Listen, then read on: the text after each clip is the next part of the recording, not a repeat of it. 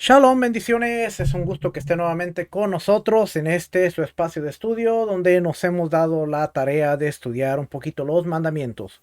El día de hoy vamos a empezar un nuevo tema que es la ofrenda festiva, la ofrenda Hagiga. Hemos terminado las ofrendas de Pesach y estamos, como usted sabe, estamos leyendo el libro número 9 del Mishneh Torah de Ramban. Así es que ya llevamos un buen tiempo con este libro y vamos a terminarlo ya. Este es el último libro, libro 9. Vamos a terminarlo y después vamos a empezar a aprender un poquito de otras cosas. ¿Por qué nos hemos dado la tarea de estudiar todo esto? Porque nos hemos dado cuenta de que en la Torah muchas veces encontramos los mandamientos, pero los encontramos de una forma en la cual no hay una explicación de cómo hacerlo, dónde hacerlo, por qué hacerlo.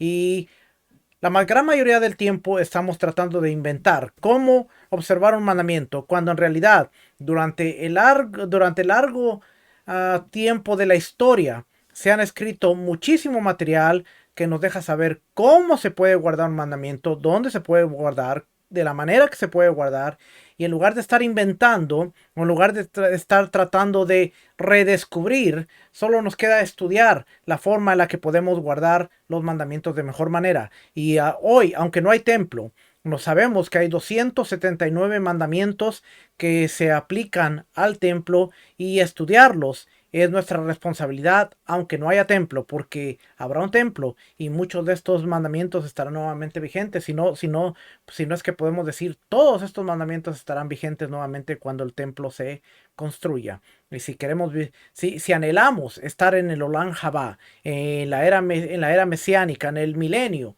pues tenemos que hacer el esfuerzo por aprender un poquito de lo que nos compete. Así es que hoy vamos a estudiar, como ya le dije, vamos a estudiar. Esto no era aquí. Ok, vamos a estudiar leyes de la ofrenda festiva o conocida como Hagiga, la ofrenda Hagiga. Y dice aquí, la ofrenda Hagiga tiene 4 mandamientos. Incluye 6 preceptos. Perdón, yo estaba viendo 4. Incluye 6 preceptos. Dice 4 preceptos positivos y 2 preceptos negativos. A saber, 1. Presentarse ante Hashem en el gran templo en las 3 festividades. Deuteronomio 16, versículo 16 en adelante nos dice eso. 2. Celebrar las 3 festividades de peregrinación. Pesach, Shavuot y Sukkot.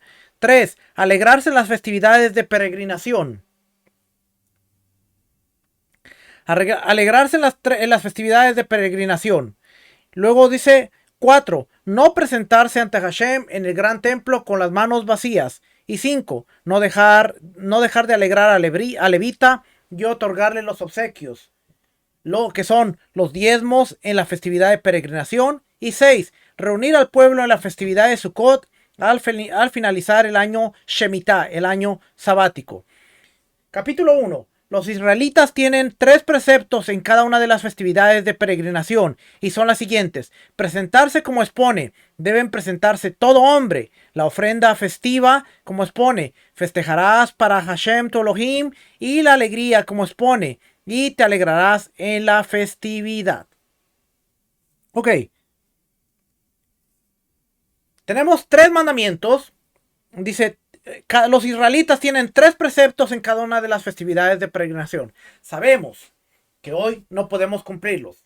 Así es que en cada una de las festividades estamos haciendo una conmemoración, porque no podemos celebrar una fiesta.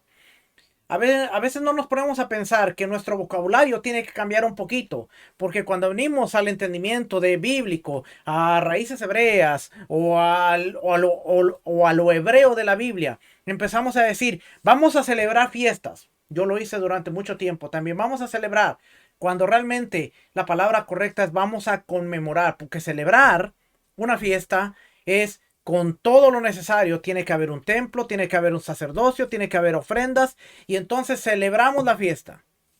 Hoy, si nos hiciéramos a la tarea de cambiar nuestro vocabulario de una forma correcta, que entendiéramos la forma en que estamos viviendo, nos evitaríamos tanto problema porque entenderíamos lo que estamos haciendo y entenderíamos lo que estamos hablando. Así es que cada israelita tenía 3 mandamientos. 1. Debía presentarse todo hombre. Debía presentarse todo hombre. La ofrenda festiva, como dice, festejarás para Hashem tu Elohim, y la alegría, como expone, te alegrarás en tu festividad. Tenía que presentarse, tenía que subir al templo 3 veces al año, tenía que subir al templo, traer una ofrenda festiva y alegrarse. Estos eran los mandamientos para el hombre. Como hemos dicho 3 veces tras vez, ¿por qué no para la mujer? Bueno, porque quizás la mujer podía estar en un estado de impureza y no subir. Y entonces automáticamente iba a romper el mandamiento de subir. Por eso Dios no le impone a la mujer el presentarse. ¿Podía subir la mujer? Sí. ¿Cuántas veces podía subir la mujer? Las veces que quisiera. Si se aliviaba, daba luz. Y un niño normalmente no puede viajar. Acuérdese que no era de que me subo en un avión y en un par de horas ya estoy en Jerusalén. La gran mayoría de veces, dependiendo de donde viviera, eran días en carreta, eran días a pie. Y un bebé recién nacido, o un bebé de 2, 3, 4 meses, no iba a poder subir a la fiesta. Entonces, había ocasiones en que la mujer se tenía que quedar en su casa, aunque quisiera subir, pero las situaciones de la vida le decían, tienes que quedarte. Entonces, por eso es que la mujer no estaba obligada.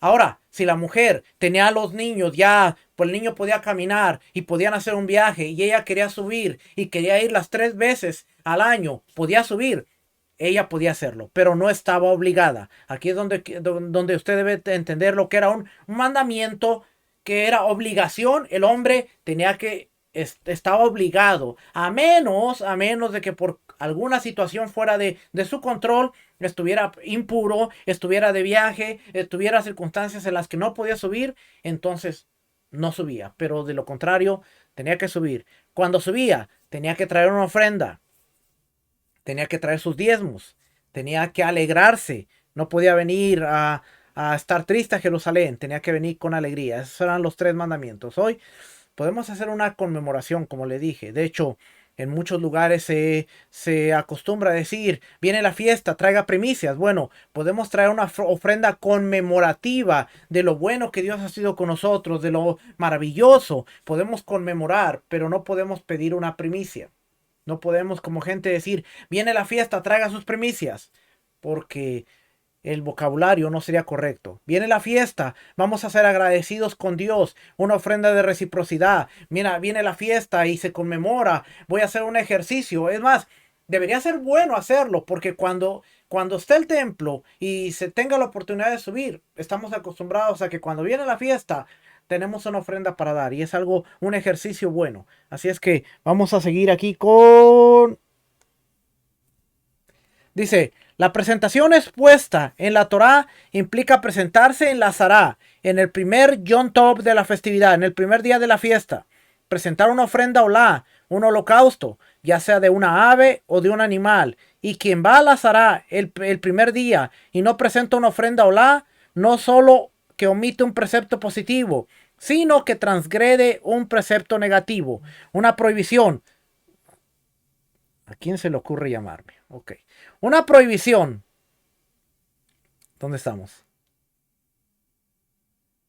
Una prohibición, como expone, nadie se presentará ante mí con las manos vacías. No se es pasible de la pena de azotes por esta prohibición, porque no implica una acción, pero está rompiendo un mandamiento. La ofrenda festiva expuesta en la Torá implica presentar ofrendas shelamim, ofrendas de paz, el primer día de la festividad, cuando uno se presenta. Y es sabido que las ofrendas shelamim solo provienen de animales. En el caso de estos 2 preceptos, presentarse y la ofrenda festiva, las mujeres están exentas. Nuevamente ya lo expliqué, así que en el caso de estar presente en el templo y traer una ofrenda, la mujer está exenta. Puede acompañar al marido si están todas las posibilidades. La alegría expuesta respecto a la festividad implica presentar ofrendas shelamim, ofrendas de paz, además de la ofrenda festiva, la hagiga, y se denominan ofrendas shelamim de alegría, ofrendas de paz de alegría. Como expone, sacrificarás ofrendas shelamim, ofrendas de paz, y ahí comerás y te regocijarás ante Hashem tu Elohim. Las mujeres tienen el deber de cumplir este precepto. ¿Cuál precepto? El de alegrarse, regocijarse ante Adonai, su Dios. Por eso le digo, si la mujer podía subir, ella podía hacerlo. No estaba obligada. La presentación de la ofrenda olá, el holocausto, que se quemaba todo, y la ofrenda hagiga, no tiene una medida. Aquí está donde está lo interesante, fíjese. No tiene una medida mínima establecida por la Torá, como expone, sino que cada uno con lo que pueda ofrendar de acuerdo con la bendición que Hashem tu Elohim te brinde. Pero, por institución rabínica, la ofrenda olá de presentación no debe constar de menos de un maá de plata, y la ofrenda shelamín festiva no puede costar menos del valor equivalente a 2 maá de plata. Este precepto trae de acuerdo a la riqueza de uno, como expone, cada uno con lo que pueda. Los sabios no establecieron precio para la ofrenda shelamín de alegría. Cuando la persona sube a Jerusalén a celebrar, si tiene con él las ofrendas de presentación, las lleva. O bien lleva el dinero para comprar la ofrenda. Y si no tiene dinero, que no lleve objetos por su valor. Incluso si tiene en su poder algo que vale varias monedas de oro. Tiene prohibido subir sin dinero y sin ofrenda. ¿Y por qué prohibieron que suba con un objeto de valor? Porque quizás no consiga venderlo y quizás las monedas que recibe a cambio sean defectuosas y no podrá adquirir los animales para las ofrendas. No podía, si no tenía dinero, no podía decir, bueno, tengo esta lámpara de oro, voy a llevarla, voy a venderla y con lo que gane voy a comprar animales para regocijarme. No subía. Pero si no subía, entonces también transgredía el mandamiento de presentarse en la fiesta. Así es que la persona tenía que ser bien cuidadosa, que durante el tiempo antes de llegar a la fiesta estuviera preparado. Tal como en el Shabbat. Shabbat se trata acerca de preparación, ¿verdad? Nosotros trabajamos de domingo a viernes en una preparación para estar listos y tener todo lo necesario en Shabbat, para no estar realizando tareas que se pudieron hacer en los 6 días. Bueno, de igual manera, esta gente guardaba su ofrenda para que cuando llegara Pesach, cuando llegara Shavuot, cuando llegara a Sukkot, ellos tuvieran que presentar. Por cierto, bueno, vamos a seguir leyendo y ahorita le digo lo que le iba a decir, porque viene más aquí adelante. El que no ofrendó en el primer día de Yom Tov, el primer día de la festividad, su ofrenda olá de presentación y su ofrenda shelamim festiva, la hagiga, las ofrenda en los otros días de la festividad, como expone, 7 días festejarás para Hashem, lo que enseña que todos los días son aptos para la ofrenda festiva y todos son complementarios al primero. Hay algo interesante aquí. ¿Se dio cuenta que dice 7 días? Bueno, nosotros conocemos que panes sin levadura son 7 días. Empieza el primer día de descanso, luego son 7 días. Durante esos 7 días, nosotros conocemos lo que es Hol HaMoed o los días intermedios de la fiesta, que hemos dicho tienen un grado de santidad, pero no son como el primero y el último, que son días de descanso, pero todavía tienen un grado de santidad correspondiente a la fiesta, porque estamos en una semana de fiesta. Hol HaMoed, días intermedios. Está el primer día de descanso, en el primer día de la festividad, por ejemplo, panes sin levadura. Primer día es Shabbatón, día de descanso. Después están los días intermedios, Hol HaMoed, segundo, tercero, cuarto, quinto, sexto. El séptimo día es Shabbatón. Están los Hol HaMoed, los días intermedios, están entre 2 Shabbatón. Lo mismo sucede con Sukkot. El primer día es Shabbatón, día de descanso, Shabbat especial. El último día es Shabbat especial, día de descanso. Pero en Shavuot, lo que no sabemos en Shavuot, Shavuot decimos es un día, el día de la entrega de la Torá, el 6 de Sivan, Shavuot. Pero en el templo, Shavuot se festejaba por 7 días. Ahora, este año sucedió algo interesante. Este año hubieron argumentos, y no me voy a meter en eso, pero para que usted sepa, para que usted vea. Este año hubieron argumentos de que porque el conteo del Homer y que porque los saduceos y porque los fariseos, y hubieron personas que decían, bueno, es más, en el templo, en Shavuot, se celebraban 7 días, porque así como cada quien llevaba su conteo, entonces tenían 7 días para que pudieran celebrar. Están correctos en que eran 7 días, pero no era para que los diferentes conteos se pudieran celebrar en los diferentes días. Shavuot era 7 días porque en Shavuot se traían las ofrendas y un solo día no bastaba. Así que como en panes y levadura o Pesach había 7 días para traer las ofrendas, en Sukkot había 7 días para traer las ofrendas. En Shavuot, aunque era un solo día la festividad, pero se manejaba por 7 días porque se traían primicias. El objetivo de los 7 días no eran los diferentes conteos, era que las personas subían a Jerusalén y tenían 7 días para poder presentar sus diferentes ofrendas. No tenía nada que ver con el conteo. Buen argumento, pero no es así. No era para los diferentes conteos. Ah, mira, él empezó el Omer el lunes. Bueno, ahora se cumplieron 50 días. Tenemos 7 días. El que lo empezó el lunes, el que lo empezó el miércoles, el que lo empezó el domingo. No. Shavuot en el templo era 50 días después de después del día de descanso. Empezaba el 16 de Nisan. Y 50 días, Shavuot siempre era el 6 de Sivan. En el templo siempre era el 6 de Sivan. Pero del 6 de Sivan en adelante había 7 días para que las personas trajeran su ofrenda. El altar estaba abierto 7 días, como en panes y levadura, y como en Sukkot, porque se traían ofrendas en Shavuot. Nada tenía que ver con el conteo. Pero lo estamos leyendo aquí, vamos a leerlo. Y dice aquí, dice, el que no ofrendó en el primer día de Yom Tov. ¿Por qué en el primer día? Bueno, ahorita lo vamos a leer, pero déjenme lo explico. El primer día era Shabbat. Nadie traía ofrendas. Pero el siguiente día al Shabbat, que ya era el segundo día de la festividad, el Yom Tov, el día bueno, el día de Hol HaMoed, era cuando empezaba a contar. O sea que prácticamente se tenía 5 días. Porque acuérdense, los Shabbats no traían ofrendas. Eso lo vamos a ver ya en un minutito. Así es que el primer día del Yom Tov, el que no lo ofrendó en el primer día del Yom Tov, su ofrenda de Olá, de presentación, y su ofrenda Shelamim, las ofrendas los otros días de la festividad, como expone, 7 días festejarás para Hashem, 7 días, pero acuérdese, hay 2 días de descanso, lo que enseña que todos los días son aptos para la ofrenda festiva, y todos son complementarios al primero. Es precepto anticipar y ofrendar en el primer día. Si uno no lo ofrendó el primer día, ya sea inadvertidamente como adrede, la ofrenda en el segundo día. Todo el que se retrasa es despreciable, y sobre él está dicho: reuniré y castigaré a los que retrasan las ofrendas festivas.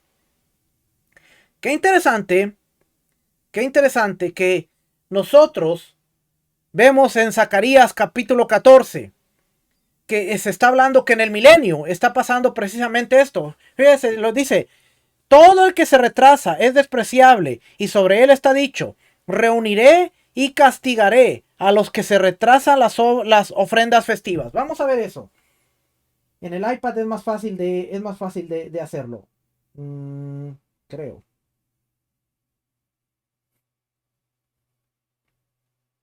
No, me pareció que era más fácil, pero ahora... Ok.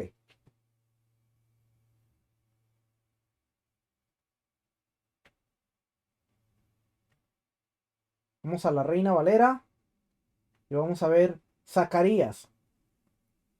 Dice: castigará a todos los que se retrasen. Pero déjeme cambiar Zacarías capítulo 14. Fíjese lo que dice aquí.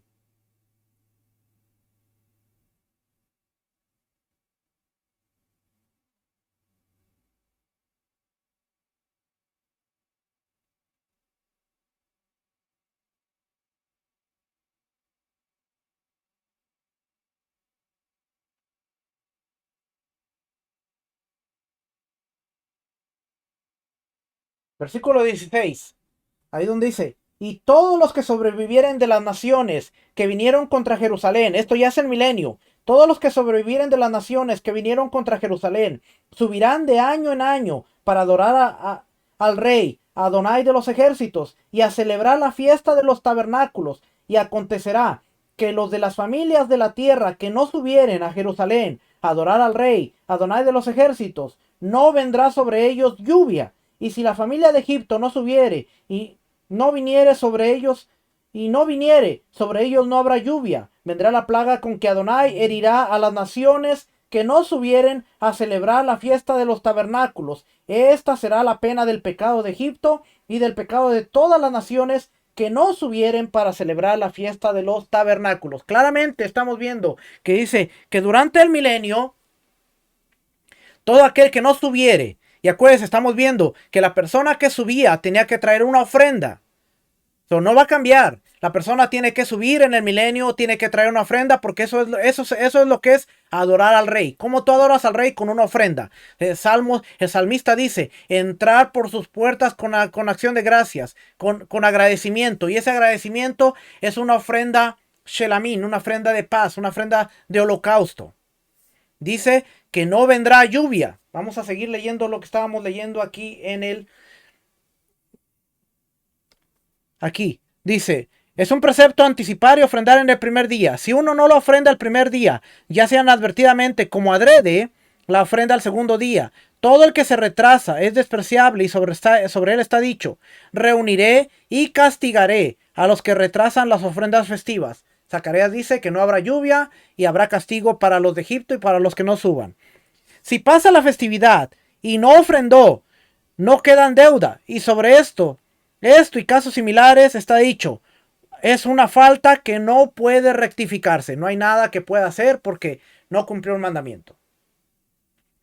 El que no presenta la ofrenda festiva, el primer Yom Tov de la festividad de Sukkot, lo puede hacer durante toda la festividad, incluso en el último Yom Tov, que es el octavo día, e incluso el octavo día es complementario al primero. Asimismo, el que no presenta la ofrenda festiva en el día de Shavuot, aquí está, mire, el día de Shavuot puede hacer por 7 días, o sea que puede hacerlo los 6 días posteriores a la festividad de Shavuot. ¿Ve? Shavuot se celebraba 7 días en el templo. Esto fue dicho por tradición oral, que la festividad de Shavuot es similar a la festividad de Pesach respecto de la recuperación. La ofrenda olá de presentación y las ofrendas shelamim festivas no relegan al Shabbat. O sea, no van sobre el Shabbat, ni a la impureza, porque no tienen una fecha fija como las ofrendas comunitarias. Porque si no se presenta un día, se presenta al siguiente, como expone, pero relegan al Yom Tov, y a pesar de que en Yom Tov no se ofrenda lo que uno haya prometido o donado, se presenta la ofrenda olá de presentación y ofrendas shelamim festivas y ofrendas shelamim de alegría, porque estas no provienen de promesas o donaciones, sino que son obligatorias. 10. Si uno separa su ofrenda olá de presentación y luego muere, sus herederos tienen el deber de presentarla. O sea, si la persona no alcanzó a llevarla, murió, ahora los que heredaron tienen el deber de presentar esa ofrenda. Está permitido ofrendar en Hol HaMoed, en los días intermedios, promesas y donaciones, como expone. Estas son las ofrendas que deben ofrendar a Hashem en sus festividades, en adición a sus ofrendas en cumplimiento de promesas, o como ofrendas voluntarias, de lo que se desprende que se ofrenda en la festividad, ya sea ofrendas olá, por ejemplo, la ofrenda olá del Mesorá, la olá de la parturienta, ofrendas minjá, lo que incluye la ofrenda minjá del pecador, la ofrenda minjá de los celos, u ofrenda shelamín, que lo que incluye la ofrenda shelamín del Nazir. Todo se presenta en Hol HaMoed y no en Yom Tov. Yom Tov es el Shabbat. Hol HaMoed son los días intermedios. En los días intermedios se podían traer las ofrendas de una mujer que dio a luz, un leproso, un nazareo. Esas se podían traer durante la festividad, pero no en los Shabbats especiales, sino en los días intermedios. Así que la festividad era un buen tiempo para decir, bueno, el niño o la niña se cumplieron los días de purificación. Bueno, vamos a aprovechar para llevar la ofrenda festiva, vamos a aprovechar para llevar el diezmo, vamos a aprovechar para llevar la ofrenda de purificación. Así es que subían y de una vez cumplían con todo.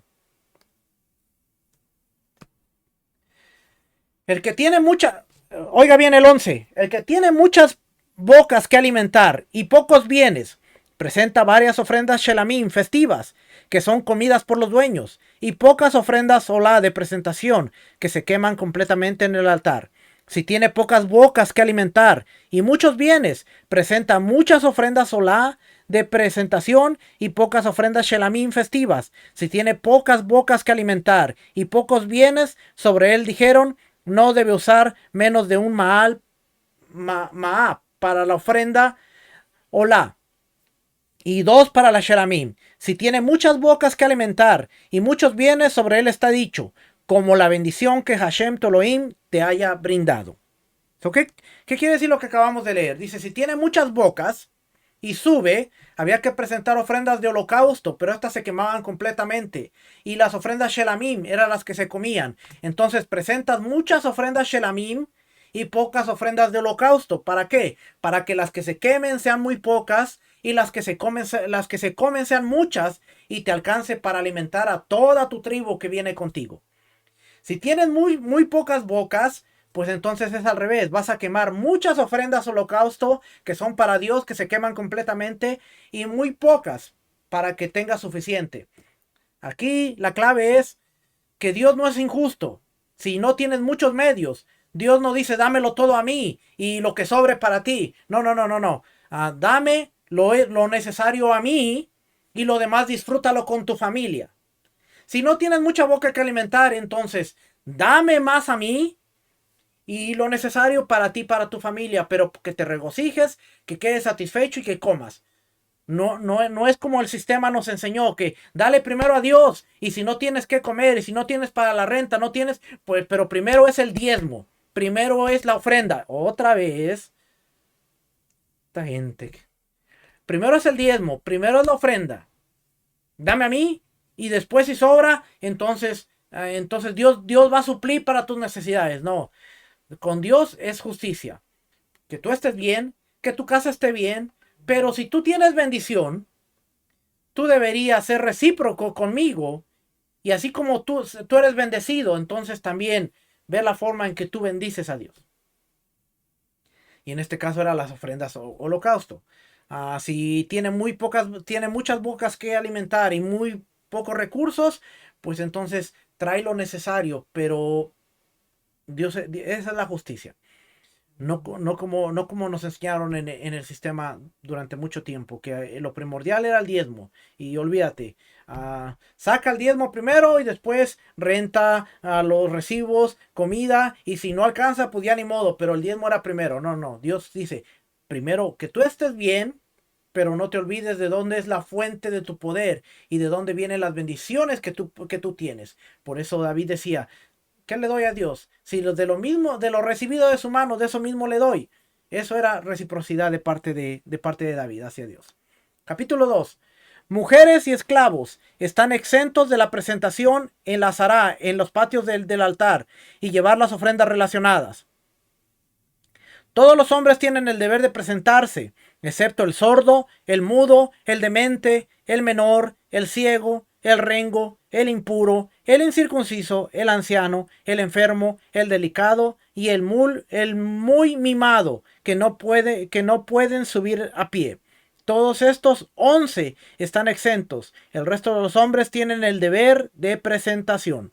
El sordo, a pesar de que habla, incluso si es sordo en una oreja, está exento de la presentación. Asimismo, el ciego en un ojo o rengo de un pie está exento. El mudo, a pesar de que escucha, está exento de la presentación. El tumtum y el androginos están exentos porque son dudosamente mujeres. El que es mitad esclavo y mitad libre están exentos por su lago de esclavitud.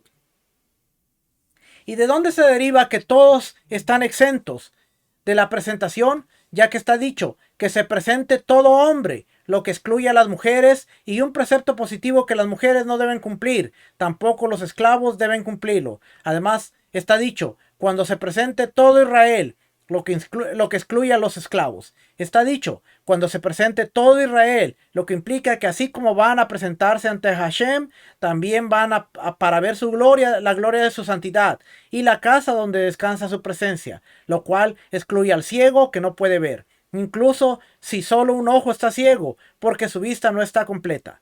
Y está dicho, para que oigan, lo que excluye a uno cuya audición no es completa, para que aprendan, lo que excluye al que no habla, para que toda persona que está obligada a aprender también está obligada a enseñar. Y lo dicho, cuando vayas a presentarte ante Hashem, alude a alguien que puede ascender a pie, lo que excluye al rengo, el enfermo, al anciano y al delicado. Y ya hemos explicado en las leyes del ingreso al gran templo que el impuro no es apto para entrar al gran templo, y también el incircunciso es repulsivo para como el impuro. 3. Todo menor que puede tomar la mano de sus padres y subir de Jerusalén al monte del templo debe ser llevado por su padre y presentarse para educarlo en los preceptos, como expone, que se presente todo hombre, y si el menor es rengo, ciego o sordo, aunque sea de un lado, no deben educarlo, a pesar de que puede ser curado, porque si sería adulto estaría exento, como explicamos. Todo el obligado en la presentación está obligado a la ofrenda festiva, y todo el exento de la presentación está exento de la ofrenda festiva. Todos tienen el deber de la alegría, que incluye comer carne de las ofrendas shelamim de alegría, incluso las mujeres, excepto el sordo mudo, el demente, el menor, el incircunciso y el impuro. El sordomudo, el demente y el menor, porque no son responsables y están exentos de todos los preceptos de la Torá, y el incircunciso y el impuro, porque no comen santidades y no son aptos. De hecho, si mal no recuerdo, Ezequiel y también Isaías, pero principalmente Ezequiel, habla que en el milenio no podrán ingresar los incircuncisos al templo. Algo que no ha cambiado. Cuando se levanta el templo y está el milenio, los incircuncisos no van a poder entrar. Y tampoco los que comen carne de cerdo. ¿Okay? Eso lo dice Ezequiel. Ya le pongo el versículo en un minuto. Dice, el que se presenta en la Sará en cualquier día de festividad no tiene el deber de presentar una ofrenda olá cada vez que ingresa, porque lo dicho, no se presente con las manos vacías, solo alude a lo principal de la festividad, que es en el primer día en el que llega, o los complementarios, y si presenta cada vez que ingresa, se le acepta, y se le presentan aras de la ofrenda olá de presentación, porque no hay medida para las ofrendas de presentación. Si uno separa 10 animales para su ofrenda festiva y ofrenda algunos en el primer día y luego no puede ofrendar los otros porque los dejó. Y si no paró, sino que terminó el día sin que alcance a ofrendarlos todos en el día, ofrenda a los otros en el día siguiente. La ofrenda olá de presentación no debe provenir sino de lo mundano, como las otras ofrendas obligatorias para la persona. Pero las ofrendas shelamim, festivas, pueden provenir del dinero del segundo diezmo, que está mezclado con dinero mundano, comprando con la mezcla un animal y ofrendándolo como ofrenda shelamim festiva. Esto es, si hay una medida para que la primera ingesta sea de lo mundano, porque la ofrenda shelamim festiva es obligatoria, y todo lo obligatorio solo puede venir de lo mundano. ¿Qué es mundano? Del dinero o de las cosas regulares. Nada que tenga que ver con primicias, con diezmos o con votos, ofrendas de votos que ya se hayan hecho. A todo lo demás, de ahí puede tomar sus ofrendas shelamim. No puede tomar el diezmo. De ahí puede comprar comida para ofrendas shelamim, porque son de las que se va a regocijar. Del segundo diezmo, el que se va a comer en Jerusalén. La persona que cumple con su deber de ofrenda shelamim festiva mediante la ofrenda del diezmo animal no se lo lleva en Yom Tov. Esto es un decreto para evitar que la persona separe el diezmo animal en Yom Tov. Un israelita cumple con su deber de ofrendas shelamim de alegría mediante la ingesta de las ofrendas prometidas y donadas con su diezmo animal. Los Kohanim pueden cumplirlo mediante la ingesta de sus porciones de las ofrendas Hatá por la falta Asham, por la culpa, y el animal primogénito, y el pecho y la pata delantera, porque este precepto implica regocijarse comiendo carne de la ofrenda ante Hashem, y en efecto comió, pero no cumple con su deber comiendo aves de la ofrenda, aves o de las ofrendas minjá, porque no son carne que alegra. Por eso dice en el Deuteronomio, te alegrarás tú, tu siervo, el levita, porque al tú traer una ofrenda, tú estabas cumpliendo tu mandamiento, pero estabas estabas permitiendo que los Kohanim, los sacerdotes, cumplieran el mandamiento de las ofrendas al tomar su parte, comer, regocijarse. Entonces tú cumplías y ellos cumplían. Por eso Israel era un conjunto, porque al israelita subir, traer su ofrenda, darle la parte que le correspondía al sacerdote, bueno, ahora él y su familia comían, pero le había dado al Kohanim, le había dado a los sacerdotes porción para que ellos se regocijaran en la fiesta y también comieran. Y este israelita podía ser posible que algún Kohanim cumpliera con su precepto. Algunos llegaban a un extremo de invitar. Y por eso viene el salmo que dice: yo me alegré con los que me decían, a la casa del Señor iremos. Y esta persona era una persona que estaba a las orillas del camino. Y él decía: yo iré, a la casa del Señor yo iré. Porque venía el peregrino. Y si de repente una persona se quería regocijar y veía a alguien, a un indigente, venía a una persona que no tenía hogar, lo veía en el camino, y él quería hacer un acto de bondad, un acto de justicia, él le decía: voy a Jerusalén a regocijarme en la fiesta, ¿quieres ir? Eres mi invitado. Y por eso el salmo decía: yo me alegré con los que me decían. Esta persona estaba ahí y de repente escuchaba: ¿quieres ir a la fiesta conmigo? Yo iré, porque iba a comer de estas ofrendas festivas. Lo iba a hacer partícipe. Comerás tú, tu siervo, comerá. No se podía presentar no se podía presentar en el patio a traer la ofrenda, pero sí podía comer. De ahí viene el salmo, de ahí viene el salmo. Un salmo que cantábamos muchas veces en las congregaciones, pero no teníamos idea que era un regocijo en una fiesta, una invitación a regocijarte. Ahora usted ya sabe que ese salmo de yo me alegré con los que me decían, tiene que ver con una peregrinación donde van a subir, se van a regocijar y van a cumplir mandamientos de estar frente al Señor y tener alegría. Tenemos por aquí. Entonces, al Kohanim lo hacía también participar. Capítulo 3. Jaquel o reunión del pueblo.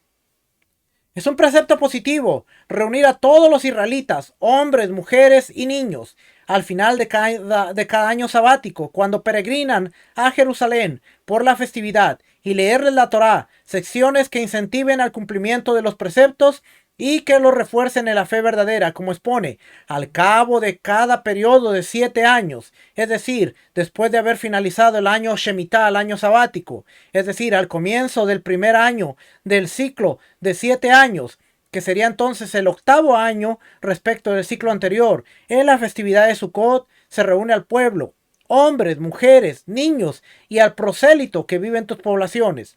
Todo el que está exento de presentarse está exento del precepto de Jaquel, excepto las mujeres, niños e incircuncisos. Ellos, cada 7 años, ellos sí estaban obligados ahora a escuchar la Torá. Pero el impuro está exento del precepto de Jaquel, como expone, cuando todo Israel vaya, y este no es apto para ir. Es claro que el tuntum, el andróginos, tiene el precepto, porque las mujeres lo tienen. Cuando leían, al finalizar el primer Yom Tov de la festividad de Sukkot, que es el comienzo de los días Hol HaMoed del 8º año, los días intermedios, el rey es el que les lee. Leían en el Ezrat Nashim, el atrio de las mujeres. Puede leer sentado, si lee de pie es alabable. ¿Qué se lee? Se lee desde el comienzo del Humash, de Barim, Deuteronomio, hasta el final de la sección Shema Israel. Y entonces saltea hasta Behayaim Shamoa, a Deuteronomio 11. Lo finaliza y saltea hasta hacerte hacer. Y lee desde ahí en orden a Deuteronomio 28 hasta el final de las bendiciones y maldiciones hasta Milevat, Habrit, Hasher, Karat y Tam Behoref. ¿Cómo se lee? Se tocan las trompetas en todo Jerusalén para reunir al pueblo.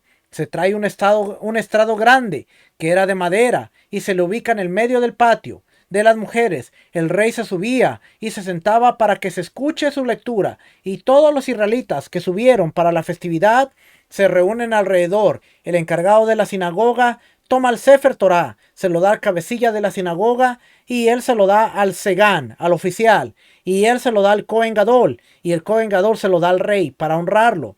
por medio de varias personas. El rey lo recibe de pie y si quiere se sienta, lo abre, bendice como bendice cualquier persona que lo lee o sube a la Torá en la sinagoga y lee secciones que dijimos hasta que finaliza, lo enrolla y recita la bendición posterior tal como se bendice en las sinagogas y agrega 7 bendiciones que son las siguientes. Rece Hashem Elohenu be'amcha Israel, modim anachnu lach, ata behartanu mikol hamim, hasta Mekadesh Israel be'achazmanim. Tal como se bendice en la plegaria, esta es la redacción en 3 bendiciones. La cuarta bendición reza para que se erija el gran templo y la finaliza a Shohem Bet Sion, el que mora en Sion. En la quinta reza que se erija el reinado de Israel y finaliza Jabojer Bea Israel, que amó Israel. En la sexta reza por los Kohanim, que Hashem acepte su servicio y finaliza Mekadesh Kohanim. En la séptima suplica y reza según su capacidad y finaliza Osha Hashem Amha Israel, Sheamha Sirihim Yehivasha Baruch Ata Hashem Shomea Tefilá. Hashem, salva a tu pueblo Israel, porque tu pueblo requiere salvación. Bendito eres tú, Hashem, quien escucha la plegaria. La lectura y las bendiciones se recitan en Lashon HaKodesh, en lengua sagrada, original hebreo, como expone. Lee esta Torah en su lengua, incluso si hay extranjeros que no entienden el idioma. Conversos que no conocen el idioma deben concentrarse y prestar atención, escuchando con reverencia y asombro, regocijo y temblor, como en el día en que se entregó la Torah en el Sinaí. Incluso los grandes sabios que conocen toda la Torah están obligados a escuchar con mucha concentración. El que es sordo debe centrar su atención en esta lectura, ya que la escritura la estableció únicamente para fortalecer la verdadera fe. Debe hacer cuentas que acaba de ser ordenado a hacerlo y que la escucha por parte de Hashem, porque el rey es un emisario para decir la palabra de Hashem. Qué interesante que aquí dice, el rey es un emisario para decir la palabra de Hashem. Y a veces nosotros decimos, Yeshua es el rey. Y cuando leemos en los evangelios que dice, la palabra que yo os hablo no es mía, es la de mi Padre que me envió. No entendemos que uno de los oficios de Yeshua es hablarnos las palabras, tal como lo hacía el rey cada 7 años cuando él leía la Torá. Pero ahora Yeshua estaba aquí para hacer la Torá viviente, que transmitía las palabras del cielo, las palabras que eran de su Padre. Seguir leyendo este último y ya terminamos con este último. Cuando el día de Jaquel cae en Shabbat, se retrasa la lectura para el domingo por el toque de trompetas y las súplicas que no relegan al Shabbat. Bendito el misericordioso que nos provee su ayuda. Y ahí termina. Interesante que dice que cuando se llegaba el primer día y era un Shabbat, no se hacía lectura porque no se podían tocar las trompetas para llamar al pueblo. Ahora usted entiende. Ahora usted va a entender por qué muchas de las sinagogas judías no tocan shofar en Shabbat. Porque en el templo no se tocaba shofar. ¿Quiere decir que no puedo tocar el shofar en Shabbat? Si yo fuera no lo tocaría. Pero yo no soy quien para decirte qué puedes hacer y qué no puedes hacer. Así es que si nosotros entendiéramos la Torá y entendiéramos lo que se hacía en el templo y lo que no se hacía, no se comenzarían los servicios tocando el shofar. Pero eso es solamente el entendimiento que podemos tener. Eso no quiere decir que yo te estoy diciendo que no lo puedes hacer. Tú puedes tocarlo. Si tú quieres y tú crees que estás bien, pero de acuerdo a lo que se hacía en el templo y de acuerdo a lo que hoy muchos judíos que entienden lo que se hacía, no lo tocan. Y es por eso que no lo tocan, no tocan el shofar. Usted no oye que en la sinagoga dice, vamos a empezar el servicio y tocan el shofar. Es más, ellos dicen, todos los días en las selijots se termina escuchando el shofar, menos en Shabbat. Ellos no escuchan el shofar que se debe escuchar todos los días, aunque es un mandamiento que 30 días de Elul se tiene que escuchar el shofar, ellos no lo escuchan en Shabbat. Porque para empezar, no hacen ni las oraciones de Selichot en Shabbat. Para no escuchar el shofar. Lo hacían el domingo. Así es que no tiene nada de malo reunirte el domingo. Pero no le llamas que es el día del Señor. Porque había reuniones el domingo y se leía la Torá y se hacía la Torá. Y tú no puedes decir, ese era un servicio cristiano como lo conocemos hoy. No, también ellos se reunían los domingos cuando la festividad caía en Shabbat, lo movían para el domingo y era cuando lo hacían. ¿Qué aprendimos hoy? Fue todo lo que hoy era cortito, ya terminamos. ¿Qué aprendimos hoy? Déjenme le enseño dónde.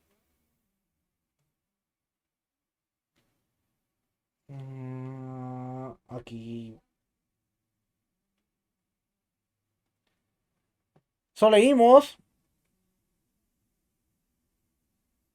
Leímos que en. ¿Dónde se leía? Acuérdense, este es el atrio de las mujeres. Es el atrio de las mujeres. Desde esta puerta, todo aquí es el atrio de las mujeres. ¿Ok? So, aquí le ponían un lugar. Y podía leerla sentado o de pie. Aquí un lugar. Por cierto, ¿sabía usted que este es el lugar en donde se encontraba Yeshua con sus discípulos, quizás caminando? Y dice que vino un hombre y dio lo que le sobraba. Pero vino una pobre anciana y echó sus monedas, sus blanquitas, sus monedas. Y Yeshua dijo, ¿quién dio más? ¿El hombre que dio lo que le sobraba o la mujer que dio lo que tenía?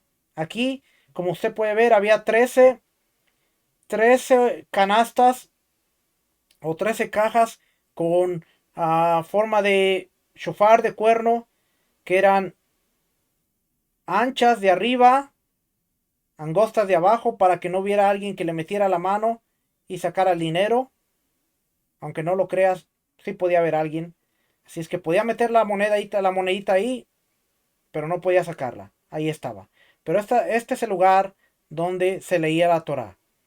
En Sukkot, de hecho en Sukkot las mujeres podían subirse a la parte de arriba. Déjenme ver si podemos subir a la parte de arriba.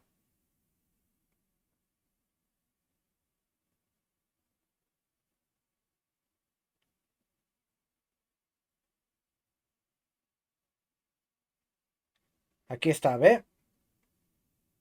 Toda esta parte de aquí era donde podían estar las mujeres y los hombres. Nos dice que la festividad de Sukkot, los hombres bailaban con espadas, bailaban con antorchas de fuego ahí abajo y las mujeres y los niños podían estar aquí. Toda esta parte de aquí, ¿ve? Vamos a ver qué nos dice aquí. Durante el festival de Sukkot, tabernáculos, se erigió un balcón especial para las mujeres y los niños sobre los muros que están al noroeste, al sur del Ezrat Hanashim, el atrio de las mujeres. ¿Ve? Todo esto de aquí, todo alrededor, era el lugar donde podían subir las mujeres y presenciar todo lo que hacían los hombres ahí abajo. ¿Ok? Todo esto. Que la mujer podía estar aquí. Me imagino que podía también escuchar la lectura. Y el rey tenía que hablar fuerte para que se le escuchara. Todo esto de aquí. ¿Ok? Hasta aquí. Y también del otro lado. ¿Ok? Ahí era donde se leía la Torá, ahí era donde estaba Yeshua cuando habló acerca de las moneditas. Esta mujer llegó y dio todo porque era el único lugar donde se podían depositar las ofrendas, que ellos venían y depositaban las ofrendas. Así es que qué interesante es cuando estudiamos el templo porque podemos entender mucho de lo que leemos en los evangelios, podemos entender muchas de las cosas, podemos ver que cuando vienen las fiestas y nos dicen, viene la fiesta, trae tu primicia. Bueno, viene la fiesta, pero yo puedo dar una ofrenda conmemorativa de acuerdo a como Dios me ha bendecido. Ya depende de mí, pero nadie me puede obligar a decir trae primicia en las fiestas. Si usted se da cuenta, especialmente a los hermanos, a locales, vienen las festividades y la gente pregunta, ¿puedo traer una ofrenda? Y la respuesta es, sí, usted puede traer una ofrenda, pero a mí nunca me va a escuchar decir, ah, por cierto, viene Rosh Hashanah, viene Sukkot, viene, porque solamente eran 3 fiestas que se pedían primicias. Pesach, panes sin levadura, Shavuot y Sukkot. Lo demás era voluntario. Cuando la gente venía, la gente entendía que la riqueza le pertenecía, riqueza que tenía le pertenecía de parte de Hashem, y ellos decían, bueno, vamos a llevar 20, vamos a llevar 5 becerros este año para regocijarnos en Jerusalén. Usted sabe lo que es llevar 5 becerros, pero el que no tenía tantos recursos para llevar un becerro que podía costar cientos de dólares, podía decir, yo voy a llevar 5 borreguitos, o yo voy a llevar 10 pichones, pero cada quien daba lo que le había nacido en su corazón. Y por eso cuando Pablo habla en 2 de Corintios, cada quien dé como propuso en su corazón, no con tristeza, sino con alegría. No estaba hablando de primicias, no estaba hablando de ofrendas como en el templo, pero estaba usando el mismo principio de dar con alegría, sea un dador alegre, para que Dios te bendiga y para que Dios te prospere. Aquí la clase, que el Eterno les bendiga, el Eterno les guarde, nos vemos la próxima semana. Shalom familia, espero que esta clase haya sido de bendición y seguimos estudiando la próxima semana. Shalom, bendiciones. Shalom.